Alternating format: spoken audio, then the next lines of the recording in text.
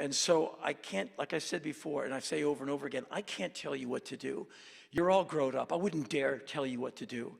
But if you want to have a lot of fun, there's a lot of ways to have a lot of fun. My fun is to go out into the world as far and as wide as I can and ask a lot of questions and shake a lot of hands and eat a lot of interesting food and dig as much interesting music as I can and walk into all these neighborhoods, into souks, into bazaars, along rivers, along railroad tracks. Sometimes in Indonesia, people sleep in cemeteries. And the Christian half people sleep and the Muslim half people don't sleep. So I go into the Christian half of the cemetery and I meet people who live in a cemetery and I play with their kids and I find someone who speaks English and they're very like, wow, you have a lot of really bad tattoos. I go, yeah, how about we all get together and laugh at them for a while? And the kids think I'm the most hilarious thing they've ever seen. And we all have a wonderful laugh.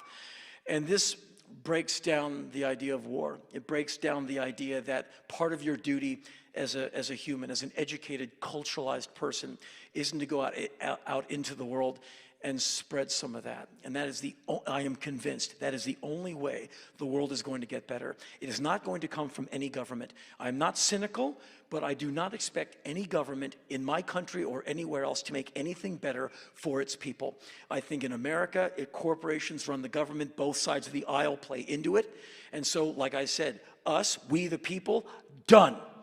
I'm only interested in you and what you're going to do in your own country, wherever that country is, and what you're going to export, wisdom-wise, and what you're going to import. And that is the great change in this century. And what's really fun about that is we know, and therefore we can be a part of that. I feel sad for anyone who doesn't have a passport, who doesn't have the means to travel, who can't help change things on a global scale. Thankfully, those people can work locally. I live in Los Angeles, which is a great distance from here, especially in the rain. At least time-wise, it was like 3 hours to go this far. But I contribute to a local orphanage in Los Angeles, Holly Grove Children's Services Center, great place. They work with local kids, and that's a way you can make a change in your own area code. So you work where you can see it.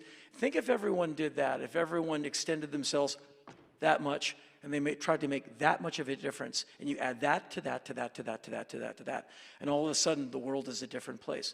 You're up against the biggest money and the biggest political forces in the world, and so that's why I vote, because the more I vote, the more I help make democracy in America transparent. However, I don't expect anything from any politician, even the ones I vote for. However, I have high expectations for you.